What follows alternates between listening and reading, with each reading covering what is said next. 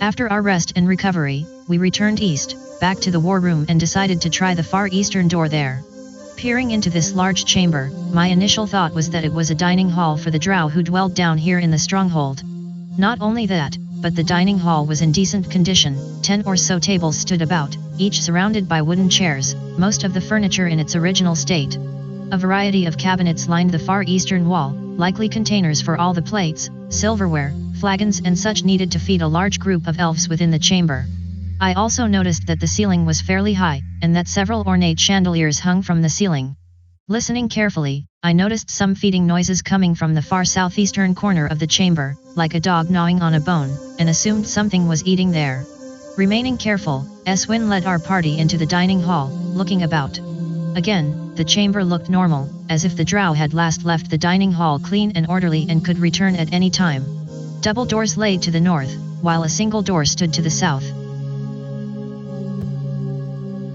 "There is something in here, to the southeast," Eswin whispered, pointing ahead.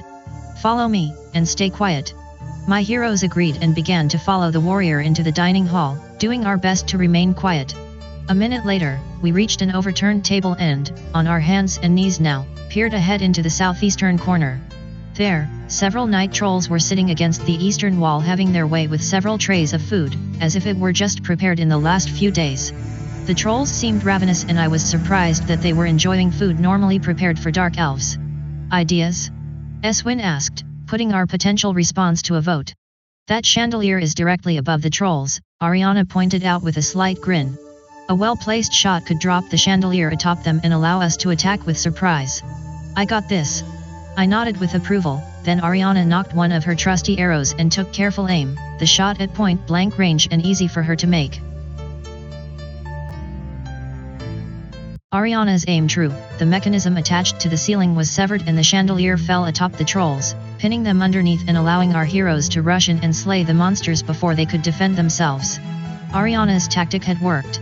Suddenly, the southern door flew open and additional trolls appeared, apparent brethren we weren't expecting. 4 in total, the creatures assaulted our party, their eyes bloodthirsty for our warm flesh. Still at full health and power, the 4 trolls went down relatively quickly, our light source easily bright enough to prevent them from reversing their defeat in the darkness and allowing us to dispatch them permanently. A moment later, the southern door slammed open again and standing there was the tallest night troll we had encountered so far, heavily muscled and glowing runes adorning his skin like dozens of tattoos. His rage-filled eyes scanned all of us, then the creature began a spell, something we weren't expecting. "Get him!" Eswin cried, sensing a very powerful foe here. Joined by 2 more ordinary night trolls, the night troll magic user proved extremely difficult to bring down and we barely defeated them, Eswin and Ariana needing quite a bit of magical healing from Sainairs and Kartha afterwards.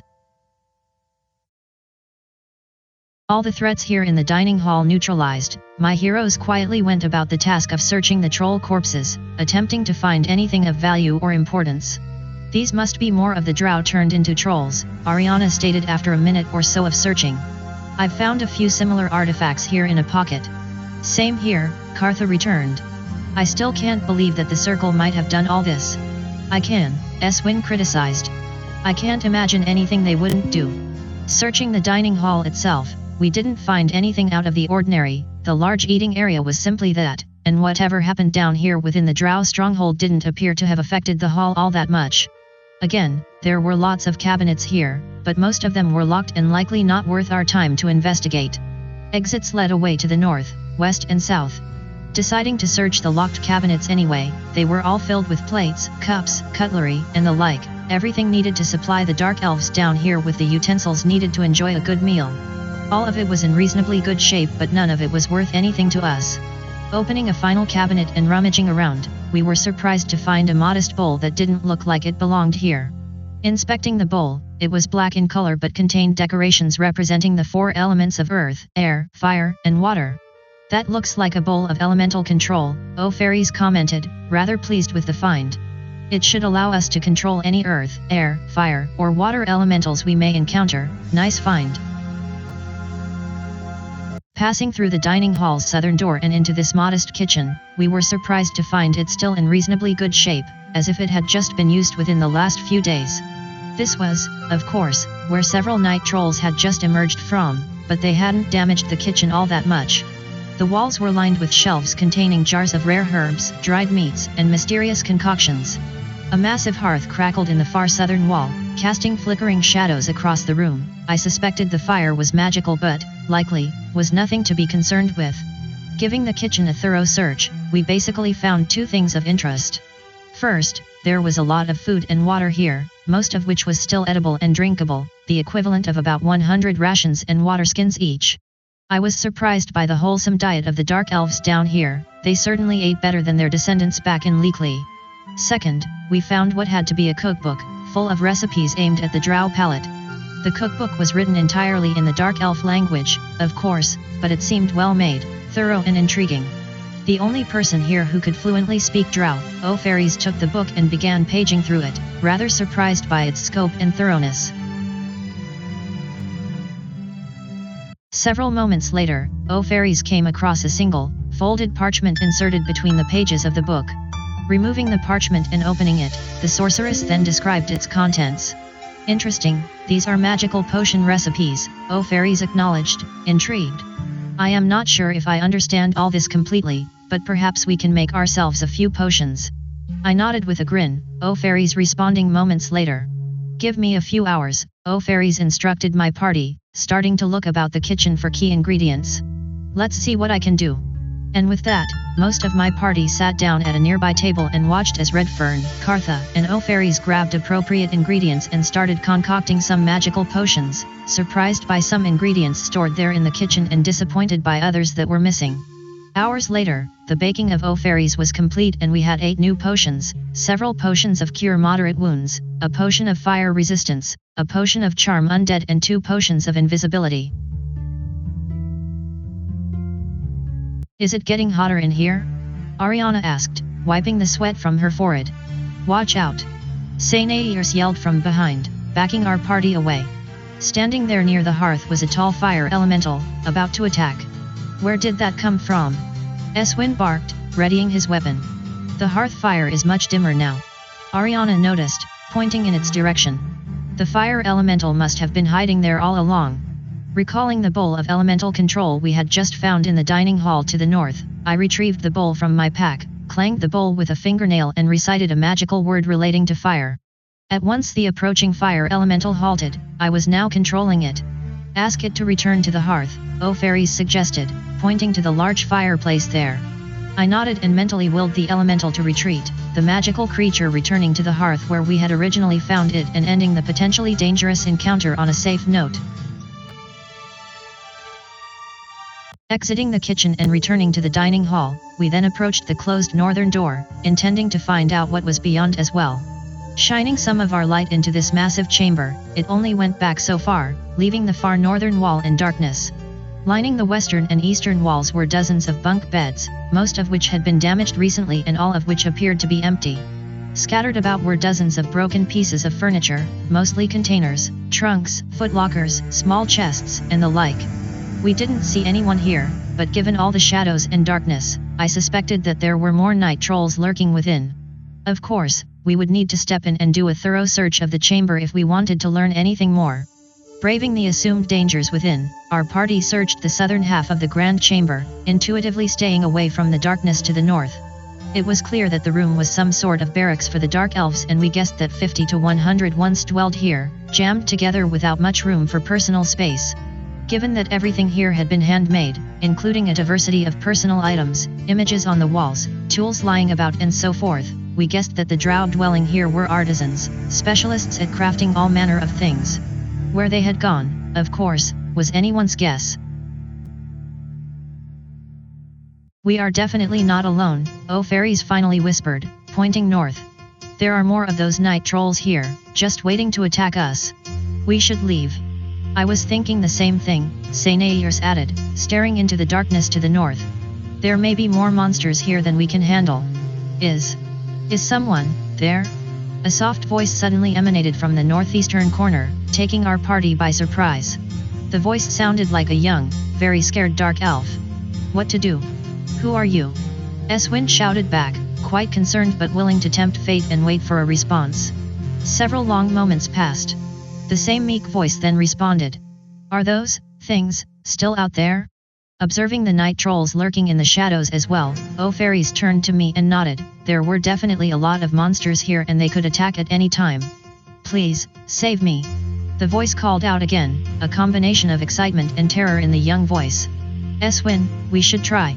Ariana suggested, recognizing the danger but wanting to do the right thing. There are dozens of them in the shadows, fairies countered, turning to me. But they seem more timid than the other trolls we've encountered. If we hurry, maybe we can rescue whoever is out there and escape before we're attacked. A bold but dangerous plan. Again, what to do?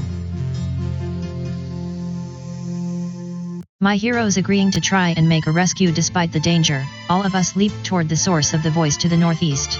Avoiding the shadows, we quickly reached the far corner, the area full of more bunk beds, cabinets, lockers, and the like. Where are you? Eswin called out, frantically looking about. Standing there, I spotted movement from the nearby shadows. It appeared there were dozens of night trolls very close by, about to attack. Sensing that we were nearly out of time, a modest chest nearby slowly opened, 2 frightened eyes appearing within. Acting quickly, fairies stepped over to the chest and flipped the lid open, revealing a very scared young dark elf woman. Come, child. Fairies cried, grabbing her hand and pulling her out of the chest. Go. Eswin ordered, pointing back toward the door leading into the barracks. With fairies leading the young drow, our heroes just managed to escape the far corner of the barracks, dozens of night trolls pursuing us all the way to the open doorway. We had made it. Reaching the stone door leading into the barracks, our heroes escaped the chamber and slammed the door shut, escaping what would have been a gruesome death at the hands of all those night trolls. For the moment, it appeared we were safe. After taking a moment to catch her breath, fairies turned toward the dark elf woman, eyed her carefully and then addressed her, initiating a conversation. Child, you are the first dark elf we've found down here. Can you tell us what happened? The mystery girl was still quite frightened, and although we had rescued her, she seemed intimidated by our party as well. Realizing this, Ariana stepped to her and smiled, taking her hand to try and calm her nerves. Who are all of you? The young drow asked, still very afraid but putting some initial trust in Ariana. We're chasing someone, an older sorcerer who's hurt a lot of people, Ariana returned, an appropriate response. Have you seen any older humans recently? I haven't seen anyone in days, the dark elf responded. We were attacked, and even our strongest soldiers were no match for the magic users who invaded. I hid myself back in that special chest, and heard all manner of horrible things. We're sorry to ask, Kartha continued, her natural concern reassuring. But what did you hear in that chest? The screams of my fellow artisans, mostly, the dark elf stuttered, on the verge of tears. There were more than 60 of us, all trapped inside the barracks. Several hours after the magic users attacked, I heard all my co-workers scream, then the barracks went quiet. That's when I noticed those things throughout the chamber. They were turned into those things. And how did you survive? Eswin asked, somewhat suspicious of the dark elf's story. That chest you were in, it was lined with anti-magic, wasn't it? Fairies asked of the drow before turning to me. I noticed my permanent light stone flicker out while I was rescuing the child. The anti-magic shell within the chest apparently saved her from being turned into these night trolls as well. I didn't know, the dark elf stated, perhaps not recognizing how lucky she was. I was just trying to hide. The circle wizards who attacked your fortress turned everyone here into trolls, fairies responded to the young dark elf. It looks like you're the only survivor. They were after the Wizardbane, Eswin commented, turning toward the dark elf. Young lass, can you tell us anything about it? How do you know about the Wizardbane? The woman asked, her own suspicion aroused. How do I even know it wasn't you who attacked us? We are now hated enemies of the circle as well, Redfern responded, shaking his head. They'd kill us quickly if they were here, you have nothing to fear from us. If I tell you what I know, will you let me go in peace? The dark elf asked, recognizing an opportunity. You can go right now if you wish, Kartha responded with a smile. We're glad you're safe. But if there is anything you can share with us about the Wizardbane, we would be most grateful. Think of it as a way to reward us for rescuing you, fairies suggested.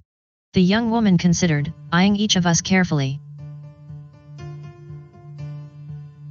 I don't know much about the sword, the drow woman began, unsure of what she should say. This entire stronghold was built to create it, along with all the equipment and supplies needed to wage war against the Circle someday. From what I've been told, the Wizardbane can kill any magic user in just one strike, and it generates an anti-magic, anti-scrying sphere around itself, making it a perfect weapon against the Circle. We were going to launch an attack against the Circle later this year, but it appears the Circle attacked us first. Do you know where it is? Eswin asked impatiently. Where can we find it? It's well protected one level below us, the Dark Elf responded, rather defensively. Just finding the stairway down will be next to impossible. Then, a special guardian awaits. Unless you know exactly what to do and say, you will never recover the artifact. I have some ideas on how to secure the Wizardbane, O'Fairies stated, making the whole proposition sound a little less impossible. Is there anything more you can tell us? Anyone caught even finding a way to the lower level would be punished with death, so it wasn't something any of us wanted to know more about, the young woman added, her demeanor quite serious. I had heard the only way to descend was to activate a series of mechanisms within the level below us, but how can you do that without first descending? Like I said, if you're not authorized, reaching the Wizardbane is impossible. Can I go now? Would you, by chance, be willing to join us in our quest? Ariana softly asked with a grin. There is safety in numbers, you know. I am no adventurer, the Dark Elf criticized, unwilling to even consider the possibility. You'll probably all die trying to reach the Wizardbane anyway. I will just be on my way. The drow woman then turned and walked away, departing south through the dining hall and quickly out of sight. Where will she go? Ariana innocently asked, genuinely concerned for her. Hopefully she will find refuge back in Leakley, O'Fairies answered, turning back to our party. We're hundreds of years in our own past, but she's very much in her present, she should be fine. Several of my heroes nodded, the encounter winding down to a pleasant close. Both the west and east wings of the war room fully explored now, we proceeded through the northern door of the war room, traveling down a rather long hallway. Soon approaching the far northern end of the stone hallway, we came across a massive metallic door in the northern wall, blocking us from advancing further. Eswin stepped to the large door and looked for a handle, but there was none to be found. Curious, O'Fairies then stepped to the door, quickly recognizing its magical challenge. This is a very special door that no amount of magic can open, O'Fairies announced, rather surprised. We're going to need an equally special key to open it. Considering for a moment, I then thought about the golden key we had found in the dresser in the northern bedroom, and I removed the key from my pocket. Exposing the key, an appropriate keyhole suddenly appeared in the door, the key a perfect fit. Giving the key a turn, the door unlocked and then opened, allowing us to continue. Past the magical gateway, we encountered a long tunnel traversing west to east. 5 great doorways stood at equilateral points along the hallway, offering us 5 separate ways to continue. Deciding to try the open doorway furthest to the west, we shined our light into a tremendously large underground workroom, much of the chamber still encased in darkness. Our eyes were drawn to what appeared to be advanced metallurgical equipment throughout the room, an intricate system of forges, anvils and smelting pots that occasionally flickered with residual heat, while the air was heavy with the acrid scent of molten metal. There were likely night trolls in here hiding in the darkness, but the only way to know more about the chamber was to step inside and have a look around. While we couldn't see all the room from our current vantage point, or even half of it, we could tell that it was a large metallurgy workroom, a place the drow used to fabricate and work with various metals. All the tools and machinery here were impressive, the dark elves quite sophisticated in terms of working metallic items, perhaps too sophisticated if one adheres to Sisla's code stating that too much technology is evil. Looking about, it didn't take much to notice that the equipment and machinery here had been modified very recently, transforming the workroom more into a makeshift fort. If there were trolls in here, they had done a lot to protect themselves.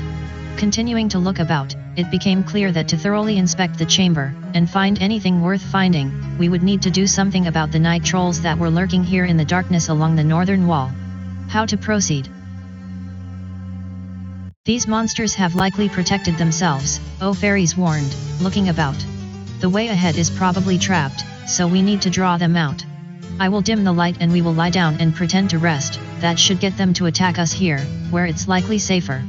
My party agreed and sat down, dousing most of our light and plunging the area into near total darkness.